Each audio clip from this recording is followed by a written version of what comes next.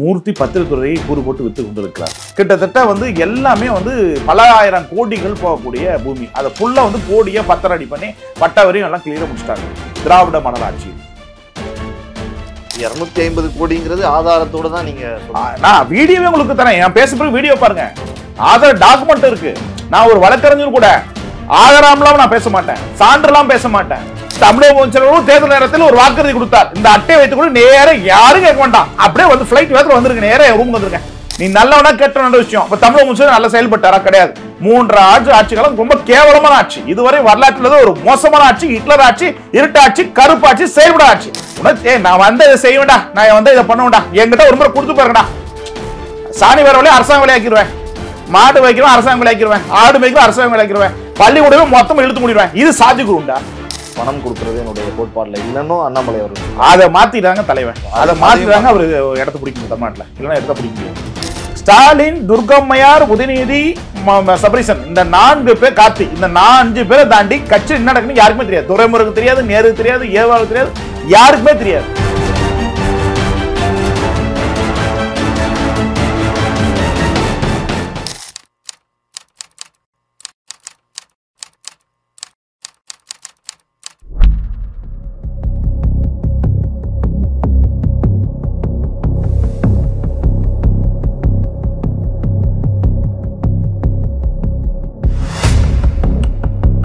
அரசு துறைகள் அனுமதித்தால் மட்டுமே ஒரு நிலத்தை வாங்கவோ விற்கவோ முடியும் என்ற சூழல் உள்ள நிலையில் நாம் பார்க்க இருக்கும் சம்பவத்தில் இந்த ஒட்டுமொத்த துறைகளை ஒரு கும்பல் துறை சார்ந்த அதிகாரிகள் மற்றும் அரசியல்வாதிகளின் துணை கொண்டு தனியொரு அரசாங்கத்தையே நடத்தி சுமார் 250 கோடிக்கும் மேல் கொள்ளையடித்துள்ள சம்பவம் திடுக்கிட வைத்துள்ளது. இந்த குற்ற பின்னணிக்கு உடந்தையாக முன்னாள் மாவட்ட ஆட்சியர் ஒருவர் இருந்தது அதிர்ச்சி அளித்துள்ளது. இவர் யார் என்பதை எல்லாம் பார்ப்பதற்கு முன் திருச்சியை சுற்றியுள்ள கிராமங்கள் திருச்செந்துறை, அல்லூர், திருப்புராய்த்துறை, கொடியாளம், கம்பரசம்பேட்டை, முத்தரசநல்லூர், பெரிய கருப்பூர் மற்றும் அந்தநல்லூர் போன்ற ஊர்களில் உள்ள நிலங்களை வாங்கவோ விற்கவோ பத்திர எழுத்தர்கள் TS Gangadharan, J Prabhu, J Sakthivelu land promoters, S Syed Amanullah, M Mohammed Saleem, Mohammed Ufais, M Umar, Anthanallur chairman துரைராஜின் உதவியாளர் சுதாகர் மற்றும் கம்பரசம்பேட்டை சண்முகப்பிரியா அவரது கணவர் சரவணன் உள்ளிட்டோரின் சதியால் ஒரு இடத்தை பதிவு செய்ய சப் ரெஜிஸ்டர் முரளிக்கு ஒரு பிளாட்டுக்கு 1 லட்சம் வீதம் கிட்டத்தட்ட 25 கோடி இதுவரை வழங்கப்பட்டதாக தகவல் வந்துள்ள நிலையில் பத்திரப்பதிவு எழுத்தர்கள் மற்றும் லேண்ட் ப்ரமோட்டர்ஸ்க்கு எவ்வளவு கிடைத்திருக்கும் என்பதை நீங்களே யூகித்து பாருங்கள். தற்போது சப் ரெஜிஸ்டர் முரளி காஞ்சிபுரத்தில் பணியாற்றி வருகிறார். இத்தனைக்கும் மூளையாக செயல்பட்டது ஆளுங்கட்சியை சேர்ந்த அந்தநல்லூர் சேர்மன் துரைராஜும் இவரின் உதவியாளர் சுதாகர் மற்றும் ஸ்ரீரங்கம் பகுதி செயலாளர் ராம்குமார் ஆகியோர். இவர்களுடைய தலைமையில் திருச்சியை சுற்றியுள்ள பகுதிகளில் சுமார் 20 பேரை கையில் வைத்துக்கொண்டு 250 ஏக்கருக்கும் மேற்பட்ட நிலங்களுக்கு ஊராட்சி ஒன்றியங்கள் மூலம் மனை வரன்முறை செய்யப்பட்டதாக போலியான உத்தரவுகள் தயாரித்து பத்திரப்பதிவு செய்ததன் மூலம் சுமார் 500க்கும் மேற்பட்டவர்கள் நிலத்தை வாங்கி பாதிக்கப்பட்டிருக்கிறார்கள். திருச்சியை சுற்றியுள்ள பகுதிகளில் ரியல் எஸ்டேட் தொழிலில் ஆளும் கட்சியை சேர்ந்தவரே தனியாக ஒரு அரசாங்கத்தையே நடத்தி அரசுக்கு சுமார் 150 கோடி வருவாய் இழப்பை ஏற்படுத்தி 250 கோடிக்கு மேல் மோசடி செய்தது அம்பலமானது. 3 ஆண்டுகளுக்கு மேலாக நடந்து வரும் இந்த சம்பவத்தை பற்றி பல்வேறு புகார்கள் வந்ததன் அடிப்படையில் திருச்சி மாவட்ட லஞ்ச ஒழிப்புத்துறை துணை கண்காணிப்பாளர் திரு மணிகண்டன் தலைமையில் களத்தில் இறங்கிய லஞ்ச ஒழிப்பு அதிகாரிகள் மாவட்டத்தில் உள்ள அனைத்து ரிஜிஸ்டர் ஆபீஸ், சப் ரெஜிஸ்டர் ஆபீஸ்களில் நடத்திய கிடுக்குப்பிடி விசாரணையில் மனை வரன்முறை உத்தரவுகள் போலியாக தயாரித்து பத்திரப்பதிவு நடந்ததை உறுதி செய்தனர். மேலும் இதில் தொடர்புடைய மோசடி கும்பல் குறித்த முழு விவரங்களை சேகரித்த லஞ்ச ஒழிப்பு அதிகாரிகள் சமர்ப்பித்த ஆதாரங்களை அடிப்படையாக கொண்டு நடவடிக்கை எடுக்க வேண்டும் என்று வலியுறுத்தி சென்னையில் உள்ள பத்திரப்பதிவு தலைமை அலுவலகத்தில் உள்ள ஐஜி ரெஜிஸ்ட்ரேஷனுக்கு டைரக்டர் ஆஃப் விஜிலன்ஸ் அனுமதி கோரிய நிலையில் தமிழக பதிவுத்துறை தலைவர் நடவடிக்கை எடுக்க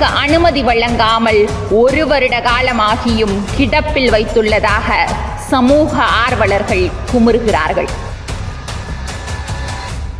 நாம் முன்பு கூறியிருந்த இந்த குற்ற பின்னணியில் உடந்தையாக இருந்த முன்னாள் மாவட்ட ஆட்சியர் யார் தெரியுமா? 2021ஆம் ஆண்டு தஞ்சாவூர் மாவட்ட ஆட்சியராக பணிபுரிந்து மக்களிடம் நற்பெயர் பெற்ற தினேஷ் பொன்ராஜ் ஆலிவர் தான்.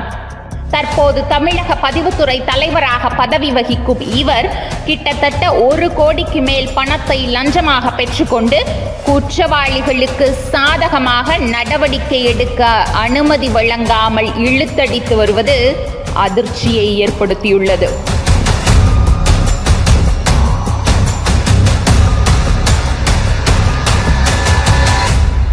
லஞ்ச ஒழிப்புத்துறை அதிகாரிகள் விசாரணையில் போலி ஆவணங்கள் மூலம் பதிவு செய்யப்பட்ட அனைத்து பத்திரப்பதிவுகளின் சர்வே எண்களை பிளாக் செய்ததால் நிலங்களை வாங்கியவர்கள் அதை விற்கவோ பேங்கில் லோன் வாங்கவோ முடியாமல் அவதிப்பட்டு வருகின்றனர். இந்த மோசடியால் சுமார் 1000 குடும்பங்கள் பாதிக்கப்பட்டுள்ளது.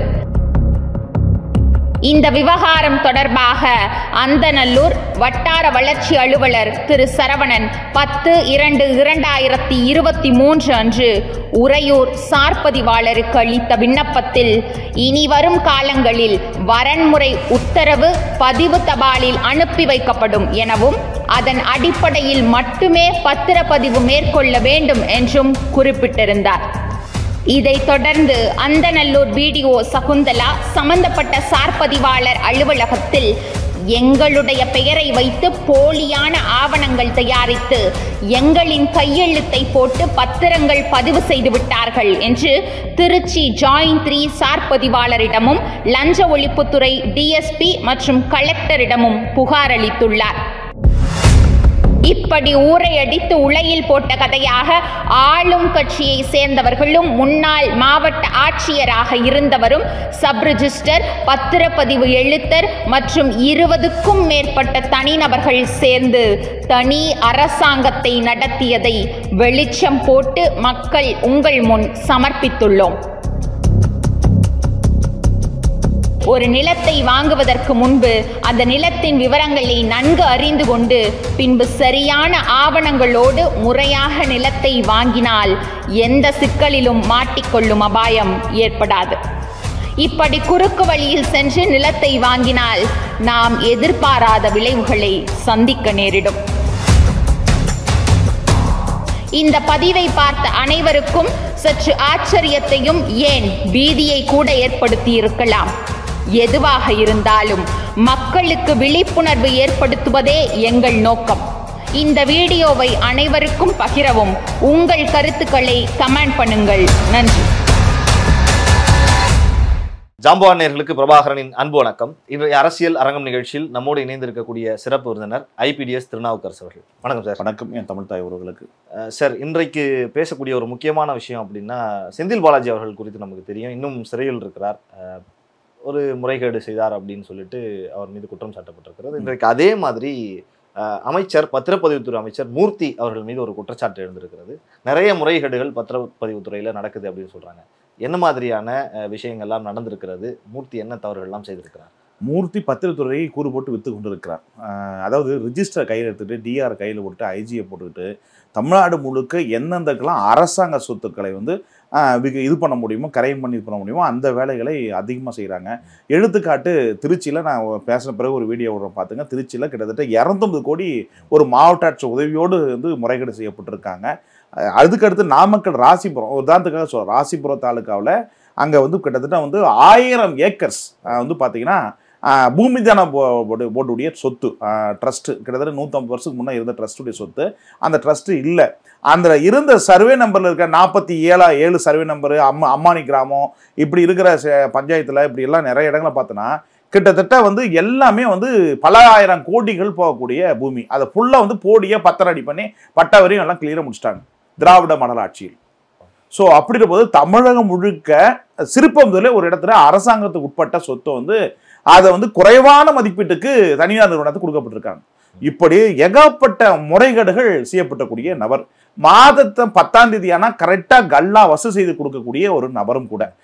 திராவிட மாடல் ஆட்சியில் வந்து பார்த்தீங்கன்னா ஒரு 5 அமைச்சர்கள், ஏவாவேலு, நேரு, அதுக்கடுத்து இவர் மூர்த்தி, KKS சாரு, இவர் நம்ம CMDA வந்து சேகர்பாபு, இவங்க 5 பேரும் கரெக்டாக 10ஆம் தேதி வசூல் பண்ணி கொடுப்பாங்க. ஸோ வசூல் செய்யக்கூடிய வசூல் ராஜா MBBS அமைச்சர்கள் இவங்களாம். ஸோ அந்த அளவுக்கு மாசானா கரெக்டாக வந்து அந்த 10ஆம் தேதி வசூல் பண்ணக்கூடிய நபர்கள். மீதி இருக்கிற அமைச்சர்லாம் கை ரப்பர் ஸ்டாம்ப் போடுகிற அமைச்சராக இருக்காங்க. ஸோ இங்க மொத்தம் 68 துறைகளும் ஆள் போட்டு அதிகாரத்தை தவறாக பயன்படுத்தக்கூடிய தமிழக அரசு. ஸோ வந்து இந்த ஆட்சி அதிகாரத்தில் அமர்ந்து கொண்டு எந்த அளவிற்கு கல்லா ஈட்ட முடியுமோ என்று கலெக்ஷன் கரப்ஷன் பெற முடியுமோ அதை விவம் போட்டு வகுத்து திட்டம் போட்டு திருடர் கூட்டம் திருடி கொண்டே இருக்கிறது என்பது போல இன்றைக்கு திருடு கொண்டு இருக்கிற திராவிட மாடல் ஆட்சி. வெளியே வந்தா மக்களுக்காக நாங்க மக்களுக்காக பாடுபடுறோம். திராவிட மாடல் பெரியார், அண்ணா, காமராஜர் எடுத்துக்குவாங்க, அண்ணா எடுத்துக்காங்க, அம்பேத்கர் எடுத்துக்குவாங்க. ஆனா அதுக்கும் இவங்களுடைய செயல்பாடுக்கு சம்மந்தமே கிடையாது. முழுக்க முழுக்க எந்த அளவுக்கு கல்லாயிட்டுகின்ற ஒரு ஆட்சி தான் திராவிட மாடல் ஆட்சி. ஒரே ஒரு மாவட்டத்திலே நீங்க 250 கோடி அப்படின்னு சொல்றீங்க, ஒரு பெரிய தொகையாக. அது நான் சும்மா சொன்னது. இன்னும் அடுத்த வீடியோ வரும், வெயிட் பண்ணுங்க. இப்ப ரெடி பண்ணிட்டு இருக்கேன். அடுத்த வீடியோ ஒன்று அடுத்த ஸ்ரீரங்கத்துல ஒரு மேட்டர் ஒன்று வருது, அதுவும் வெயிட் பண்ணுங்க. அதையும் வந்து பாவனமா உங்களுக்கு கொடுக்குறேன். 250 கோடிங்கிறது ஆதாரத்தோட தான் நீங்க சொல்றீங்க. நான் வீடியோவே உங்களுக்கு தரேன். நான் பேசுறது வீடியோ பாருங்க, ஆதார டாக்குமெண்ட் இருக்கு. நான் ஒரு வழக்கறிஞர் கூட ஆதாரம்லாம் நான் பேச மாட்டேன், சான்றெல்லாம் பேச மாட்டேன். ஸோ நான் தமிழ்நாட்டில் எந்த இடத்துல இருந்து ஆதாரத்தோடு பேசக்கூடிய வழக்கு என்ன நாளைக்கு வழக்கு போட்டால் சந்திக்க நான் தயார். ஸோ அப்படிங்கிற போது ஆதாரத்தோடு நான் தான் வீடியோவே நான் தரேன். அப்படி அதில் எல்லாமே ஆதாரத்தோடு இருக்கேன். ஸோ அப்படிங்கிற போது இது அரசு மாவட்ட உடந்தையோடு கூட்டாண்மையோடு அடிக்கிற கொள்ளை. இன்னைக்கு தமிழக அரசுல அமைச்சரும் அதிகாரியுமே 2 பேருமே கெமிஸ்ட்ரி மினப்பண்ண இருக்கு. அதிகாரிகளை இயக்குபவர்கள் வேறு ஒருவர், அமைச்சர்களுக்கும் அதிகாரிகளுக்கே கட்டுப்பாடு இல்லை. ஒரு எடுத்துக்காட்டு சிவசங்கர் ஒரு அமைச்சர், பேரளவு இருக்கிற அமைச்சர். சுப்பிரமணியம் வந்து பார்த்தா லப்பர் ஸ்டாம்ப் அமைப்பர். அவர் வந்து ஒண்ணுமே இல்லை. எடுத்து உதாரணத்துக்கு ஒரு சின்ன சாம்பிள் சொல்றேன். கட்சிக்காரன் போய் நர்ஸ் டிரான்ஸ்ஃபர் கேட்கறான், நீங்க போய் CMCல ஒரு கையெழுத்து வாங்கி போட்டுருங்க. அப்புறம் வந்து சொல்றாரு அங்க கொடுக்க மாட்டாங்க, நம்ம இல்லைன்னு சொன்னா சங்கடப்படுவாங்க கட்சிக்காரன். கட்சிக்காரனுக்கு எந்த விதமான இதுவும் செய்யாத அங்க TMCல வந்து ராஜரத்னம் துர்காம்மையாருடைய தம்பியை போடப்பட்டு அவர் வந்து அவர்கிட்ட போய் பார்த்தா டிரான்ஸ்ஃபர் எல்லாம் மெடிக்கல் சொல்லப்பட்டு ராஜமூர்த்தி எல்லா விஷயம் நடக்கும். அது மாதிரி வந்து தமிழகம் முழுக்க ஆட்களை போட்டு அதிகாரத்தை தவறுதலாக பயன்படுத்தக்கூடிய திராவிடிய மாடல் அரசு. சிவசங்கர் பத்தி சொன்னீங்க. அவர் ஒரு பெரிய துறையை கையில் வைத்திருக்கிறார், போக்குவரத்து துறையை. போக்குவரத்து துறை குறித்து நிறைய விமர்சனங்கள்லாம் வருது. அப்படி ஒரு விஷயம் அவர்கிட்ட இருக்கிறப்ப அவர் செயல்படாத அமைச்சர்னா அந்த துறை யார் தான் அமைச்சர் யார் தான் கவனிச்சுட்டு அது கவனிக்கிற கையில் தண்டனை கையெழுத்து போடுவார், அவ்வளவுதான். போட்டு சட்டம் மாப்பிள்ள வேறன்ற மாதிரி தான். சோ அதுதான் திராவிடிய மாடல். அந்த டெண்டர்கள்லாம் யாரு எல்லாமே அதுக்கு தனி லாபி, தனி ஒரு கூட்டம், தனி ஒரு நெட்வொர்க்கே இயங்குது, ஆடிட்டரோட இயங்குது. ஆடிட்டரோட தனி நெட்வொர்க். சோ இவங்க வந்து லப்பர் ஸ்டாம்ப் கொடுக்கத்த மாசனா வாங்கிக்குவாங்க, அவ்வளவுதான். அப்படின்னு தமிழ்நாடு எதை நோக்கி போய் கொண்டிருக்குன்னு பாருங்க. குறிக்கி வைக்கப்படும். நேர்மையான ஆட்சியை வழங்கி கொண்டிருக்கிறோம் நாங்க. 4 அரசியல்வாதி அப்படிதான் சொல்லுவான் சார். அரசியல்வாதி சொல்றது அதுக்கு ஆப்போசிட் நினைச்சுக்கணும். இன்றைய பேசுற அரசியல்வாதிகள், நான் அரசியல்வாதிகள் பேசி கட்டா நான் உங்களுக்காக பாக்குறது சொல்றேன். என் மக்களுக்காகவும் என் மக்கள் முன்னேற்றத்திற்காகவும் தமிழுக்காகவும் தமிழனுக்காகவும் அயராது உழைக்கின்ற 24 ஓய்வின்றி ஒப்பாரின்றி உழைக்கின்ற ஒப்பற்ற தலைவர் எங்கள் தன்மான தலைவர் சொல்லலாம். இப்படி ஒரு ஆட்சி தலைவர் சொல்லுவோம். பேசுறப்போ ரொம்ப கேட்கிறப்போ இது வந்து உணர்ச்சியை தூண்டி ஏமாத்திட்டு வாக்கரசுக்கான வீகம். ஆனா ஜெயிஸ்ட சரி இதே நான் சொல்றேன். தமிழக முதல்வர் ஸ்டாலின் அவர்கள் கிருஷ்ணகிரியில கடைசியா பேசுறாரு, இந்த பாக்ஸ் பொட்டி எங்கிட்ட தான் இருக்குது, நான் ஜோப்ல போட்டுறேன் சாவிய, நேரம் இந்த காட்டுட்டு கோட்டைக்கு வரலாம். தமிழகம் முழுக்க சுற்றுப்பயணம் பண்ணீங்களே, ஒருத்தான் காட்டுக்கு வர முடியுமா? ஒண்ணு இல்லை, நீங்க உதாரணத்துக்கு ஒரு மைக் எடுத்துட்டு போங்க, கோட்டைக்கு நேரா போக முடியுமா? அங்க ஃபர்ஸ்ட் கோட்டைக்கு முன்னாடி தலைமைச்சர் ஒரு கூடாரம் போடப்பட்டிருக்கான். அங்க இருந்து உள்ள எதுக்கு என்னத்துக்கு போகணும் உள்ள கேட்பான். அதுக்கிட்ட தான் கையெழுத்து வாங்கிட்டு உள்ள விடுவான். அவ்வளோ இதுட்டு எங்க போகணும் என்ன பண்ணணும் எதுக்காக போறீங்க சொல்லிட்டு போனோம். அப்படி தமிழக முதலமைச்சர் தேர்தல் நேரத்தில் ஒரு வாக்குறுதி கொடுத்தார், இந்த அட்டையை வைத்து கூட நேரம் யாரும் கேட்க வேண்டாம், அப்படியே வந்து பிளைட் வேத்துல வந்துருங்க, நேரம் ரூமுக்கு வந்துருங்க. இது சாத்திக்குருண்டா? இது அரசியல் யுக்திகள். ஒருவேளை எல்லா பிரச்சனையும் தீர்வு கண்டுட்டாங்களோ? தீர்வு அந்த பாக்ஸ்குள்ள நான் சொன்ன அர்த்தம் மாறி போகுது. நான் இந்த விஷயம் முடிக்கிறேன். அவர் முதல்ல இதுதான் அரசியல். இது அவர் தலைவன் தேர்தலில் என்ன சொன்னாங்க, செயல் என்ன சம்பந்தம் இருக்குன்னு பாருங்க. இப்ப அங்கிருந்து ஒருத்தர் ஆர்வக்குள்ளரா வரான்னு வச்சுங்களேன், தமிழ்நாட்டுக்கு சென்னை கிளம்பி வரான். கார்டு எடுத்துட்டு அது நேரத்தில் உள்ள போக முடியுங்களா? லாஜிக்கா பேசுங்க. இதுதான் அரசியல். இதை புரிதல் மக்களிடம் இல்லை. இதுதான் வந்து அரசியல்ன்றது. ஒருத்தரை வாயில சொல்லிட்டு வடை சொல்லிட்டு அதுக்கு அடுத்து வந்து இருக்கிற செயல்பாடு வேறதான். ரெண்டு மோங்களா தான் ஒரு மனிதனை பார்க்க முடியும் போலே, அதுக்கும் செயல்பாடுக்கும் சம்பந்தமே இல்லை. வாக்கு வாங்கி வெற்றி பெற்றுட்டு இதை ஒரு பொய் பிரச்சாரமாக செய்துவிட்டு அந்த அரசியலை சீமானும் அண்ணாமலையும் செய்யணும். சீமானும் அண்ணாமலையும் மனமாற்றம் என்ற நோக்கத்திற்காக மக்கள் மாற்றம் வந்து அது நடக்கவே நடக்காது. நான் இறந்து என் பிள்ளைகள் இறந்து எனக்கு வர சங்கதியில் 3-4 தலைவர் இறந்தாலும் இந்த வாக்காளர்களை மனமாற்றம் செய்ய முடியாது. இந்த அரசியலுக்குள்ள அவங்க 2 பேரும் வரணும்னு சொல்றீங்க. அரசியலில் அவர்கள் வராம வெளியில் இருக்காங்க, அதான் பிரச்சனை. அரசியலாக அரசியல்வாதியாக உணர்வோடு செயல்படும். அவர்கள் எண்ணம் போல் அரசியல் இது அல்ல, களம் இல்ல. சீமானும் அண்ணாமலையும் தோப்பதற்கான காரணம் அதுதான். என்னதான் வாய்களை நீ கூவினாலும் கத்தினாலும் என்ன பண்ணாலும் 1% இன்க்ரீஸ் ஆக முடிய, ஆனா வெற்றி நீ கொடுக்குறியா? எம்எல்ஏல வெற்றி கொடுத்தே எம்பில, அதுதான் வந்து வாக்கு அரசியல் ஒரு தலைவனை தீர்மானிப்பது. நீ நல்லவனா கெட்டவன விஷயம். இப்ப தமிழக முதலமைச்சர் நல்ல செயல்பட்டாரா? கிடையாது. 3 ஆட்சி காலம் ரொம்ப கேவலமான ஆட்சி. இதுவரை வரலாற்றுல ஒரு மோசமான ஆட்சி, ஹிட்லர் ஆட்சி, இருட்டாட்சி, கருப்பாட்சி, செயல்பட ஆட்சி. ஆனா வெற்றி பெற்றாங்க இல்லையா? சோ அதுதான் சொல்றேன், அரசியலாக செய்ய வேண்டும். அண்ணாமலை அவர்கள் என்ன செய்யணும்னு நீங்க நினைக்கிறீங்க? எது செஞ்சா அவர் வளர்ச்சிக்கு? அதாவது கொடுக்க 1000 பேர் இருக்கான், பணம் கொடுக்க 1000 பேர் இருக்கான். ஜெயிச்சிட்ட பிறகு நல்லவனா மாறுங்க. ஃபர்ஸ்ட் இப்போதைக்கு அரசியல்வாதியா வாங்க. பொலிட்டிஷியனா உருவாங்க. நீங்க பொலிட்டிஷியன் உருவாயிட்டீங்களா? அரசியல்வாதி உருவாயிட்டீங்களா? அரசியல்வாதி முழுசா வேஷம் போட்டுருங்க, நினைச்சிருங்க. நேர்மையான அரசியல் வந்த பிறகு கொடுங்க. இப்ப வரதுக்கான வேலை செய்யுங்க. அதுக்கு முன்னாடி நீ வந்து சீமானா மாதிரி கத்திட்டே இருக்கணும். 10 ஆண்டு சீமான் கத்திருக்காரு, வெற்றி பெற முடிச்சா? ஒரு கவுன்சிலர் ஆக முடிச்சா? என்கிட்ட கூடுறா, மாடு எல்லாம் நடத்துறாங்க, முட்டை சாப்பிடலாம், அது சாப்பிடலாம், கோழி சாப்பிடலாம், கொக்கு சாப்பிடலாம். அரசியல் எடுபடுமா? அரசியல் எத்திக்ஸ் ஏன் வெற்றி பெறல? சோ அவர் அரசியல்வாதியாக மாறல. அவர் மட்டும், அவர் லாபி மட்டும், அவருக்கான வேண்டியதை மட்டும் பயன்படுத்திக் கொண்டு இருக்க அவர் நம்பி அத்தனை பேர் தெருவுல போவான். என்றைக்காக ஒரு எம்எல்ஏ ஆக முடியுமா? ஒரு எம்பி ஆக முடியும்? ஒரு கவுன்சிலர் பஞ்சத்தில் ஆக முடிச்சா? சோ அப்படி இருப்ப நீ இந்த சிந்தாந்தம் வெற்றி பெறல. ஒரு 10 ஆண்டு தொடர்ந்து முயற்சி பெற தோல்வி. 10 ஆண்டு 5 எத்தனை வருஷமா? கிட்டத்தட்ட 2010 ஆரம்பிச்சார். இப்ப எத்தனை? 15 வருஷம் ஆகுது. இதுக்கு மேல நீ வாக்கு சிந்திக்காத நீ இதே சிந்தா இருக்குன்னா யாரை தற்கொலை செய்ய தான் நம்பியவர்கள் அத்தனை பேர் தற்கொலை செய்வது சமம்.